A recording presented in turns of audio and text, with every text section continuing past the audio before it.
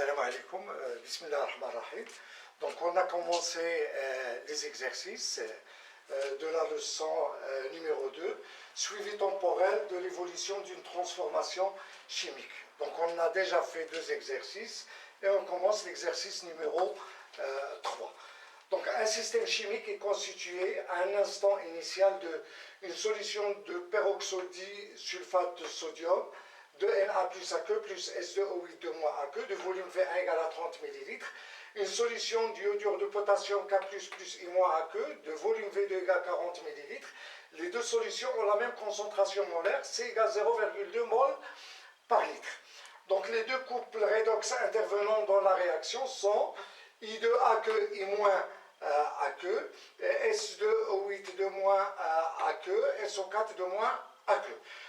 Le dosage du diiode I2, voilà, du diiode I2 formé à des instants de date différents a permis de tracer la courbe qui représente les variations de la concentration de I2 en fonction du temps.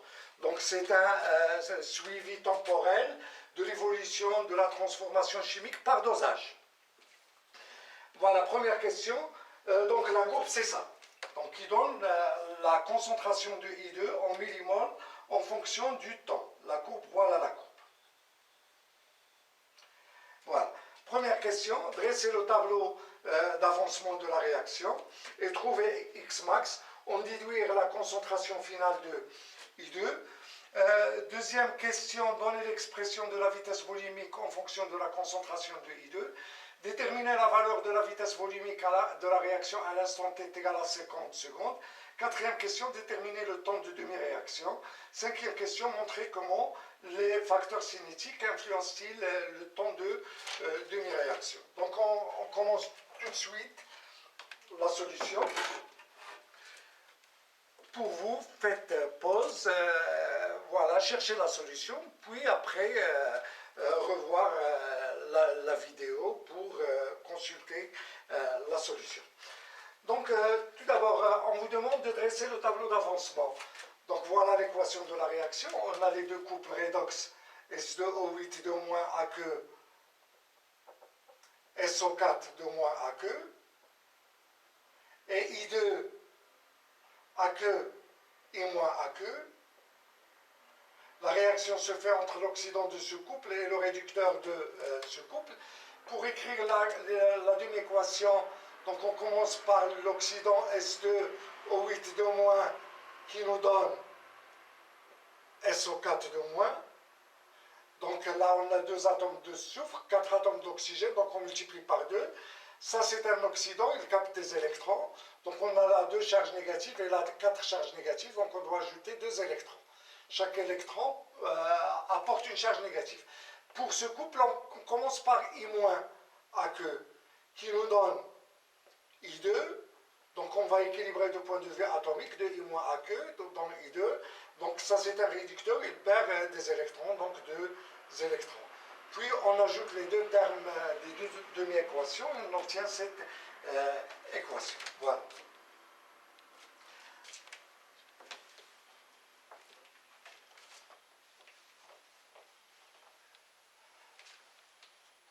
Voilà, donc dresser le tableau. Donc on a voilà un état initial, un état intermédiaire, puis un état final. L'état initial, la quantité de matière de S2O8 de moins, vous avez là le volume, vous avez la concentration. Donc voilà là, le coefficient C1, donc c'est C fois V1. Pour I-, on a K plus I-, la concentration effective de I-, c'est C. Donc ça nous donne C V2 et là 0, 0. À l'instant T, donc on a CV1 moins X, CV2 moins 2X, car le coefficient stoichiométrique c'est 2, et là on a XC puis 2X. À l'instant T final, à l'état final, l'avancement prend la valeur maximale. Donc on obtient CV1 moins X max, CV2 moins 2X max, et là, X max, puis 2X max. Donc on va chercher CV1 et CV2.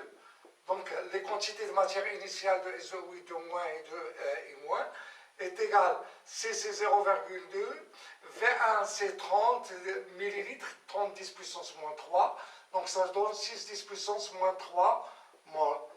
Et pour CV2 c'est 0,2 multiplié par 40 millilitres, voilà 40 millilitres, 10 puissance moins 3, et ça vous donne 8 10 puissance moins 3 mol. Voilà. Donc, pour chercher Xmax, il suffit d'écrire Xmax.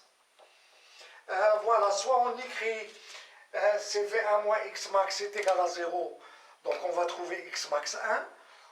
CV2 moins 2 Xmax égal à 0, on va trouver Xmax 2 et on retient la valeur la plus petite.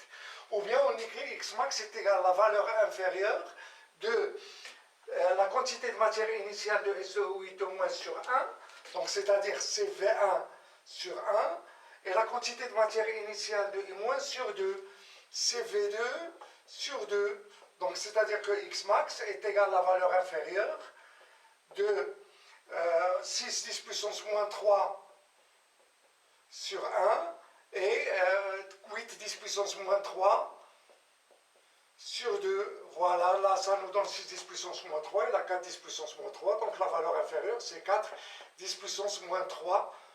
Bon. Voilà, et donc la concentration finale de I2 finale est égale à Xmax sur Vs. Voilà, Xmax sur Vs qui est égal à 4 10 puissance moins 3. Et Vs, le volume total, c'est 30 plus 40. Donc c'est 70 10 puissance moins 3. Et tout calcul fait, ça vous donne 5,7 10 puissance moins 2 mol par litre. Donc on peut l'écrire 57 10 puissance moins 3 mol. Et 10 puissance moins 3 mol, c'est millimoles. Donc la concentration finale de I2 finale est égale à 57 10 puissance moins 3, c'est-à-dire 57 millimoles par litre. Pourquoi je l'ai converti en millimoles? Parce que dans la courbe qu'on nous a donnée, on nous a donné la concentration en millimoles par litre. Voilà, deuxième question. Deuxième question, donnez l'expression de la vitesse volumique en fonction de la concentration de I2. Donc la vitesse volumique, on sait que l'expression de la vitesse volumique est égale à 1 sur Vs d2x sur dt. Là, j'adopte la notation V minuscule pour avoir la différence avec le volume. Donc V, je peux écrire, puisque le volume de la solution est constant, je peux le faire entrer sous le signe dérivé. Donc F est égal à D sur dt de x sur Vs. Et x sur Vs, c'est la concentration de I2. Donc V est égal donc à la dérivée par rapport au temps de la concentration de I2 sur dt. Voilà. Ça, c'est la vitesse à l'instant t. Ça nous donne la dérivée de la concentration de I2 par rapport au temps. 3. Déterminer la valeur de la vitesse volumique à l'instant t égale à 50 secondes. Donc, pour trouver la valeur de la vitesse volumique à l'instant t est égale à 50 secondes, donc on n'a pas la concentration de I2 fonction du temps. Cette fonction, on ne l'a pas. Mais tout ce qu'on a, on a la concentration, la courbe, qui représente la concentration de I2 en fonction du temps. Donc voilà, si on veut V à l'instant t est égal à 50 secondes, il suffit de tracer la tangente. La voilà, là elle est tracée. Et la dérivée de I2, la concentration de I2 par rapport au temps, ça représente la pente de cette tangente. Et pour trouver la pente de cette tangente, il suffit de prendre deux points. Par exemple, je vais prendre ce point et celui-là.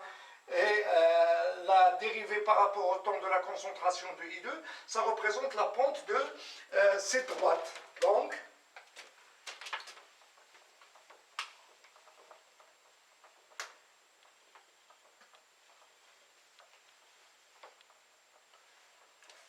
le I2 sur dt, V à l'instant t est égal à 15, à 50 secondes, qui est égal à la dérivée de la concentration de I2 sur dt à l'instant t est égal à 50 secondes, est égal à la pente de la tangente à l'instant t est égal à 50 secondes. Ça veut dire que V à l'instant t est égal à 50 secondes. Je vais prendre ce point est celui-là, ce point d'ordonnée 35 millimoles par litre, donc ça nous donne 35 millimoles par litre, et pour ce point c'est 15 millimoles par litre, et là on a 50 moins 0. Et je trouve la vitesse V à l'instant t égale à 50 secondes est égale à 0,4 voilà, millimole par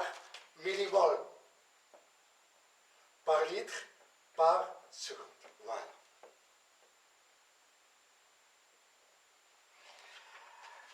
La troisième question, déterminer le temps de demi-réaction. Donc le temps de demi-réaction, on sait que,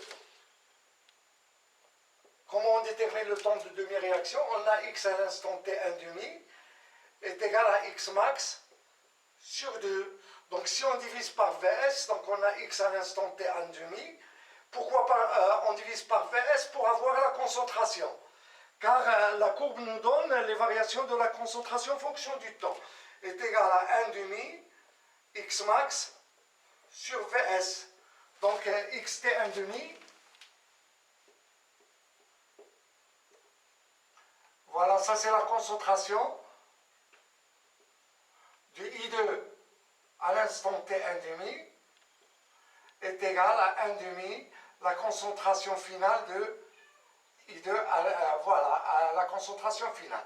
Donc il est égal à 57, voilà, 57, oui, mais sur 2 millimoles par litre. Donc la concentration de I2 en fonction à l'instant t 1,5 est égale à 28,5 millimoles par litre. Et pour trouver t 1,5, il suffit de voir dans la courbe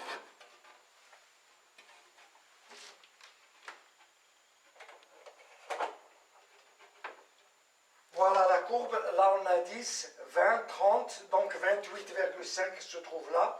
Donc lorsqu'on projette, on trouve que le temps t est égal à 38 secondes. Donc t 1,5. Donc il suffit de remplacer la concentration de I2 à l'instant t 1,5, c'est 28,5. Voilà, et on cherche t 1,5 qui nous donne 38 secondes. Donc à partir de la courbe,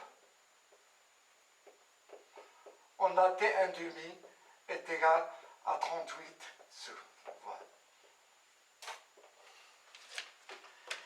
Voilà. Finalement, cinquième question, on nous demande de montrer comment les facteurs cinétiques influencent-ils le temps de demi-réaction. Donc les facteurs cinétiques, ce sont la température et la concentration. Donc plus que la température augmente, plus que la vitesse de la réaction augmente. Par conséquent, le temps de demi-réaction diminue. De même pour la concentration. Si la concentration de l'un des réactifs augmente, T1,5 diminue, car la vitesse de la réaction augmente. Donc voilà, donc influence de la température.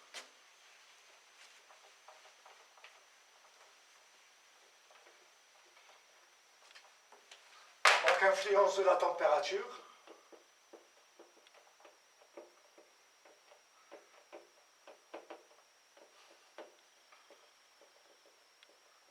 Θ. Donc plus que θ augmente, plus que T1,5 diminue. De même, influence de C, donc plus que la concentration de l'un des réactifs augmente, plus que T1,5 diminue, car voilà, voilà, la vitesse de la réaction augmente. Si la vitesse de la réaction augmente, ça veut dire que T1,5 diminue. Donc ainsi se termine cet exercice numéro 3. La vidéo prochaine, on va la consacrer pour l'exercice numéro 4. Et si vous aimez ce que je viens de faire, faites j'aime, partagez la vidéo et s'abonnez à la chaîne. Et à bientôt.